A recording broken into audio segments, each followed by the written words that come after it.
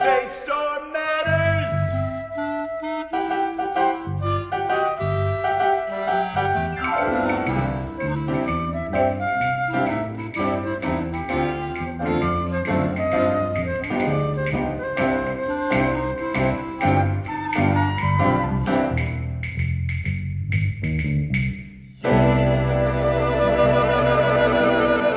Hi, I'm Marty Cohn, and welcome to episode 5 of SAFSTOR Matters, a program that features activities at Entergy Vermont Yankee. To review, in August of 2013, Entergy announced that it would close Vermont Yankee at the end of 2014. This occurred on December 29th, 2014. By mid-January of 2015, all the nuclear fuel was removed from the reactor and placed in the spent fuel pool. Vermont Yankee certified to the NRC that the reactor had permanently ceased operations and was permanently defueled. A lot of work has been done to transform the plant and the organization to support long-term storage prior to physical decommissioning. In this episode, we will discuss decommissioning, the whole process, with Paul Paradis, who is Vermont Yankee's Decommissioning Director. Paul, welcome to the show.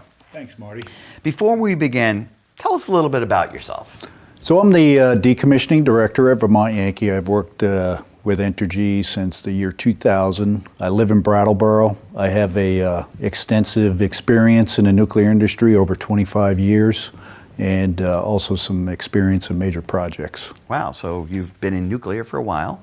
Long time. That's great. So tell us, how did you begin planning for decommissioning? Well, at first I was selected to be the decommissioning director soon after the announcement in August of 2013. And then we had already established a planning team that was separate from the people who were running the plant, because we still need to run the site safely. So looking at how important it was to get the plan correctly and to have a good transition into decommissioning, I was assigned to the planning team with all the people that were selected to be on that team. And the selections were made from probably some of the best people that we had on site and some of our fleet personnel that we utilized also. Now, by this point, other plants had been decommissioned. Did you, when you were putting together the plan, did you go and talk to them as well? Absolutely, yeah. We benchmarked the plants that had recently started decommissioning, Crystal River, Kewanee, San Onofre. We also benchmarked some of the Yankee plants who had done decommissioning. And we brought in some consultants who really knew how to do decommissioning. But every plant's different, so we had to come up with a specific plan for Vermont Yankee. So one thing that, you're probably one of the best people to ask this question. We call this show SAFSTOR Matters. And then we talk about decommissioning. What is, do we use those terms interchangeably? What's the difference between decommissioning, SAFSTOR? Yeah, the biggest difference is the timing of going into the actual decommissioning, which is dismantlement and sending the waste off-site to a facility. So in SAFSTOR, you actually get all the fuel out of the fuel pool onto the spent fuel storage pads, and you lay up the plant into what we call a dormancy phase until you would get to that decommissioning phase. So it's really about the timing. Oh, okay, great. So, so you developed this plan, and after the plan was implemented after VY ceased power in January, have you seen any surprises with the plan? We haven't really seen any major surprises, and I think the reason for that is we really established a strong team. We did the benchmarking like I talked about. We had contingency plans, ran it like a major project is what you should be doing, and all those contingency plans pretty much covered any major surprises that we would have seen. So, okay, that's great. So there weren't any surprises. That's always good to know when you're doing a nuclear power decommissioning. What about obstacles? What kind of obstacles have you had to overcome? Yeah, so the biggest obstacles right now in decommissioning there's a lot of regulatory items that you need to get approved. Some of the NRC rules are not clear on decommissioning because they're written for operating units. So you have to you have a strong regulatory group that has to deal with those issues and the timing of those. And the external stakeholders, of course, everyone around Vermont, even in the around the country, are really looking to see, are you going to do this right? Are you going to do it safely? So you have to have a good plan to deal with the stakeholders. And the last but most important piece, I wouldn't call it an obstacle, but dealing with the people. The people are what made Vermont Yankee successful while we were operating, and they're what's making us successful right now in decommissioning. So we had to come up with good retention plans, find jobs for these people that were losing their positions, and then give them a soft landing to their next endeavor in life. So was a lot of effort put into planning, planning that separation? So because we went from 600 folks down to about 300. That's right. Yeah, I mean, a whole group of HR people within Entergy and then the project team did a lot of planning on what's the best way to transfer, you go from 600 people to 316 people is what the number was. And then how do we get them a soft landing? How do we take care of them financially? How do we find them jobs within Entergy? There were a number of people who wanted to stay with the company, and we found almost every one of them a job within Entergy that wanted to. So the folks that were staying to do what would be called, I guess, phase one. How is the morale there? Do you go out and meet those folks? Do we have what's? Yeah, I mean, we have a lot of meetings and planning for SAFSTOR. We're still planning phase, but we're also implementing right now. But we talk to those people on a daily basis. We find out what do they want to do. We have monthly one-on-one, face-to-face meetings. What is your life going to look like? Because it's really, some of them are only looking at a year and a half, some are looking at a 5-year window, so we want to know what they need. But the morale is actually really good. I mean, it's sad that the plant's not operating anymore, but to the people that work there, they've taken on this new endeavor and really embraced it, and they're like, I'm learning something new, and they've taken charge and really done a good job with planning. So along the lines of learning something new, what is going on now at the plant? So the biggest thing is we're abandoning systems that aren't needed anymore in SAFSTOR. We're planning for the spent fuel storage campaigns. They're going to start, sometime after May of 2016. That's going to be probably the biggest thing that's going on site. And we're also transferring people, right? I mean, that's a big part of the project. We're doing meetings with the whole fleet of Entergy to find out where can we transfer people that didn't have jobs in the next phase, and just dealing with the day-to-day issues with that. And in terms of preparing, I assume there are systems and things that need to be, you're figuring out what can we shut down and reduce costs to get ready. Yeah, absolutely. One of the biggest, or actually a couple of the biggest areas where your costs would drive you is your heating and ventilation, your lighting, electricity. So that's basically what you do. You go look for the big hitters, what costs you money to heat. Can you abandon that building? Can you lay it up and monitor it versus keep the heating and lighting on, keep the electricity going? So we're trying to drive those costs down, because if the plant's going to sit there for 30 to 40 years, you don't want those costs eroding the trust fund. And has there been any change? I know you can't be specific, but what about security? Has that changed at all? Yeah, I mean, of course, when you get all the fuel into the spent fuel pool, the security of the plant changes, right? And it also will change once all the fuel gets on the pad. So part of the planning, and actually one of the major focuses of the planning, was figuring out how to transition to those new security programs. So a number of the mods that we did in the first phase were geared toward, shrinking that security footprint that you didn't need anymore based on the new the new requirements. Well, one of the things that happened, a lot of people ask about, you're able to drive through that front gate, but security is still there as soon as you're watching, and that you can't miss that sign, telling you you're being watched. So that's really good. All right. Well, we're going to take a short break for this word from Pulitzer Prize winning author Dan Yergin on the 2016 election and what it means to nuclear energy. We'll be right back. I see, looking towards the 2016 presidential election, do see energy being among the important topics. For one thing, that the notion that the U.S. was running short of energy that determined so many of our policies, that era is past, and adjusting to the new era will be an important part of the conversation. Secondly, the administration's plan to reduce carbon, move to a low carbon electricity will be a very important question. And as always, cost to consumers, what it means for people's pocketbooks, what does it mean for their households, always comes up in campaigns.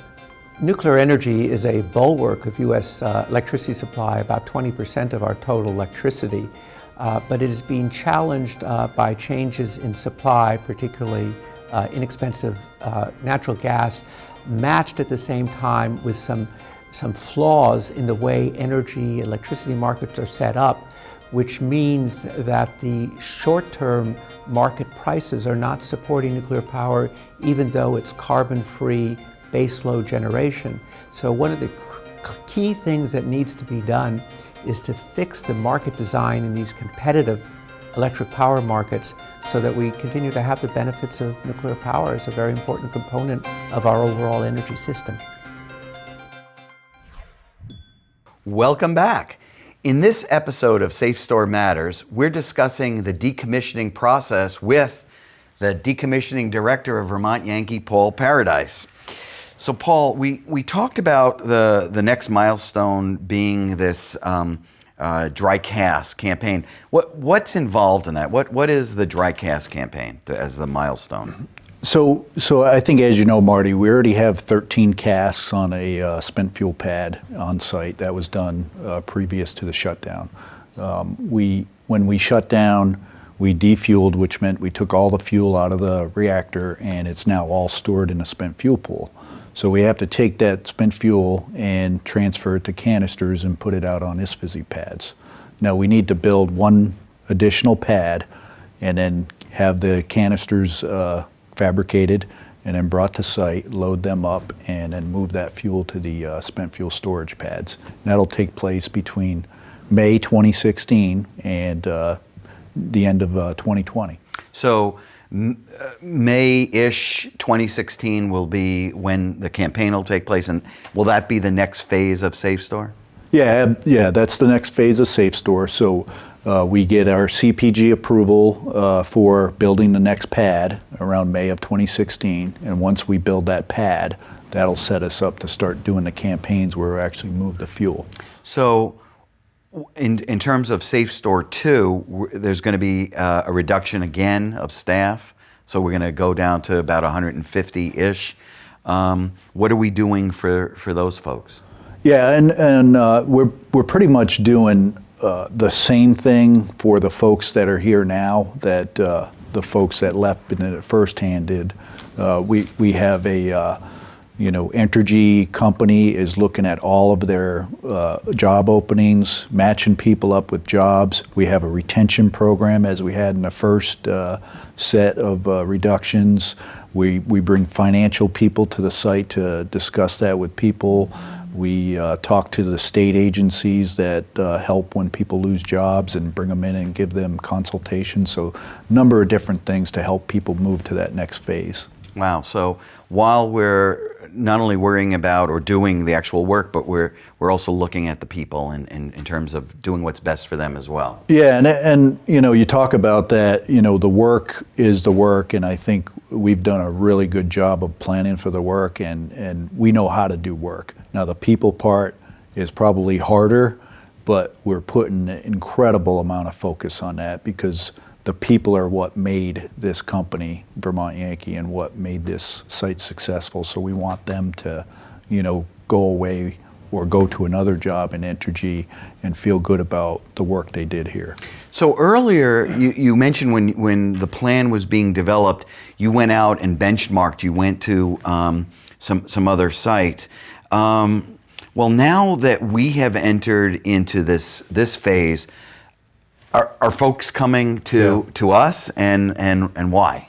Yeah, so I think a testament to the job that the planning group has done is we had a group from Oyster Creek and Exelon come to our site about 3 weeks ago. And the reason they came to our site is we're the first large boiling water reactor that's going into decommissioning. And also, we have done an incredible job with the planning. Everything to the date has gone exactly as we planned it, exactly on schedule or ahead of schedule. And people are looking to us now to see, this is the new model to how to do decommissioning. So that's actually interesting. So there really isn't any competition with people who operate another plant. We kind of give them all the information. So when someone comes to benchmark, what did you show them? I mean, what did we do? Yeah, I mean, we showed them our plans, how we laid it out, how we developed our projects. What did we need to do? How did we deal with the people? I mean, all that kind of stuff. Just because in the nuclear industry, it is about sharing operating experience and making sure, everybody, safety is the paramount issue with nuclear power, and that's what all nuclear plants hold dearly. So for us to share with other sites and even other companies, it bodes well for the rest of the industry. So. Now, speaking of that, I think coming up in the near future, there's a number of industry conferences and things like that you're going to participate? Right, yeah. In September, there's a conference in Miami, Florida. I'll be speaking, and what people want to hear there is similar to what Oyster Creek heard, is why SAFSTOR versus decommissioning. What did you do for planning? Where are you at right now? What does it look like? So there'll be people from all over the industry wanting to hear what we're doing. We have another conference in Charlotte in November timeframe. That same thing. There'll be industry folks there talking about decommissioning. The NRC goes and they speak to that speak at that conference. And of course, there's vendors and things like that. People that could help you out doing work in decommissioning. So in terms of decommissioning, as we look, and there's going to be more decommissioning as time goes on in other facilities. It really doesn't matter. In terms of the political environment, it's because the work of decommissioning is the work of decommissioning, regardless of everything else. It's the real attention to detail, right. And that's what all the planning folks are doing. So I guess after this next milestone, where we're going to begin the transfer. The emergency planning zone is going to be reduced. We're also trying to get a certificate of public good to build that second pad. What does your job look like? What's the job of a decommissioning director in 2016 versus today? Yeah. So like I talked about earlier, the biggest item that we'll be doing on site after May 2016 is building the spent fuel storage pad, and then moving into the canisters and loading fuel and moving those to the pad. In May of 2016, we should have most or all of our systems abandoned. We should have most or all of our buildings laid up, the electricity gone, heating gone if need be, and we'll just be monitoring those. So the real focus will be on the spent fuel storage campaigns. And you as director of decommissioning director, so you're going to be in charge of all the whole process. And are we going to be saying goodbye to Chris Wamser, the site vice president? Yeah. When you move into this next phase of decommissioning, you don't need a site vice president. We'll have less than 150 people on site. So I will be the lead on site, and I'll be responsible for all of the projects that go on, and also monitoring the station in the dormancy phase. And in terms of Entergy itself, your Vermont Yankee is still a part of Entergy, so you're regularly reporting to, Yeah, absolutely. So a lot of those reporting lines that Chris had will just be transferred to me. Now the difference is we're pretty much doing a major project at the same time. So there's additional reporting within Entergy. We do, you're still operating a spent fuel pool with nuclear fuel in it. So we report up through the chief nuclear officer to make sure that he knows we're keeping that safe, and then the other piece is reporting through the projects group to make sure the project's going well. So even though Vermont Yankee is not, operating, it's still there, and it's still a part of Entergy, and Entergy is still committed to working with you. Yeah, Entergy is absolutely committed, and they're absolutely involved in a lot of our decision making. We report to a steering committee on all the major aspects of the project and the operational activities that we do. Fantastic. All right. Well, thank you, Paul, for being on the show. Thanks, Marty. So our next episode will discuss the decommissioning of Maine Yankee, a facility that used to be the gold standard of decommissioning before Vermont Yankee.